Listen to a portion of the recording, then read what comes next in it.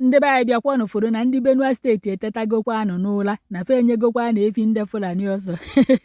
nke bụzi na efi ndị Fulani na-agba na amazikwa na ebe ọ na-agbaje. Ndị mmadụ nọ na kọmentị wee na-asị ndị Benue steeti mba fe teta na falahụsiwa ụlọ ike fachewe gọọmenti ka gọọmenti bịa nụọ alụfa ọgụ fachewe ka gọọmenti nyefe saịnụ ọlụfa akwụkwọ bifo fe wee jee chụbakwa ndị Fulani na-achụfa na ndị Fulani na onwere ndị gọọmenti fa na-anala ọda bifo fe wee bịa na-egbufa na-atụfa akwụ na ndị Fulani na ọ na-afa mahụ na gọọmenti nọ ya fabia igbufa fa bịa tụọ fa akwụ ka o si wee tọfa nke bụ na ndị Benue steeti egbutenubeghị otu mkpụrụ onye Fulani mana ndị Fulani ya abịa wakpofa gbuo mmadụ 200 300 500 ofu mkpụrụ onye Fulani ndị Benue steeti egbuteghị fapụta na ilofa na-akọfusi akụkọ na-ekwugheri gọọmenti bịa nyere anyị aka gọọmenti bịa chụọla anyị ndị Fulani o gọọmenti bịa ndị Fulani egbu anyị o ndị Fulani na-egbu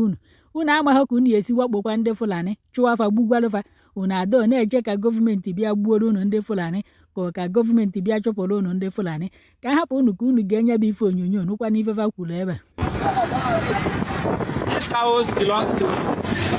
the Honorable Rep. Dixon Taki. Last night he took them to Majumu settlement, and the youth of Majumu today said that these cows cannot live with them. They should be protecting lives other than protecting cows. So the youth of Majumu now chase these cows away. As you can see, the cows are roaming on the road. And then the people taking care of these cows are the Fulanis, up to 6 Fulanis. 6 Fulanis. These are Dixon's cows. Dixon is harboring 6 Fulanis to protect these cows. But the youth of Majumu today said no, these cows cannot live in their community. So they have chased the cows away. You can't be protecting cows. You should be protecting lives and properties, not you harboring cows and Fulanis.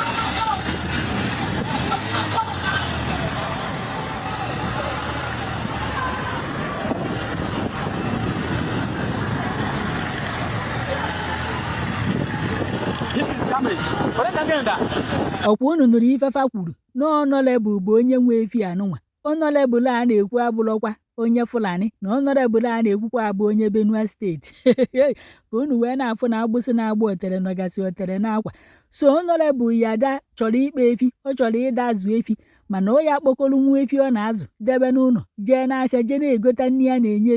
efi ọ chọghị ya mana ọ ya da azụ efi ọ kpọrọ fa ka fa rie nri o jee n'ubi onye ọzọ kọrọ ebe onye ọzọ ya esi wee kpata nri nke o ya eri ọ kpọrọ efi ya faluo ebe ahụ fa atasị ọka mmadụ kọrọ n'ubi faluo ebe ahụ fa ehosisi akpụ mmadụ kọrọ n'ubi faluo ebe ahụ onwe nke mfu painiapụlụ mmadụ fatarisicha ya nke kachasị dị nke bụ na ndị Fulani ma ndị efife atahụ fa ewelu mma wee na-egbuwasị ya bụ ife ọha ji ife mana Honorable bụ onye nwe ya bụ ife. Kedụzi ndị ya ekwu okwu na gọọmenti kedu ndị ya asị na achọ ọzọ na ndị Fulani n'obodo anụnwa ebe ọ bụ na ndị Honorable so wee na-azụ efi ụnụ afụghọ na alụlụ anado n'ife anụnwa a na-eme apụta na-asị gọọmenti mana ndị gọọmenti a na-ekwu maka fa bụ ife na-azụ ya bụ efi ndị gọọmenti a na-ekwu maka fa bụ ife kpọbatara ndị Fulani fanye aka solu wee na-akpụgharị ya bụ efi hei Chineke nna ya maka na egbubeghị ndị nkefa ọ bụ na-egbutego otu onye nkefa ama nnafa aka ya daghachigharị efi anụnwa. Ọ na-abụ nnọkọta na masị na ike njide weta n'izu ebe ndị mmadụ ya da-asị gọọmenti bịa nyere anyị aka ka anyị chụọ ndị Fulani. Ana m ajụ ndị Fulani a na-abịa achụ ụnụ onwe gọọmenti fa jenata approve bifo fe wee bịa na-achụ ụnụ nwa ka unu nwa amaghị ebe unu ya eje ya hụ achọ ndị nyefa bụ ndị Fulani fụfa unu anọrụ ndị Fulani abata n'ime be unu gbuo mmadụ 500 gbuo mmadụ 200 gbuo ofu mkpụrụ onye Fulani unu aya egbutenwu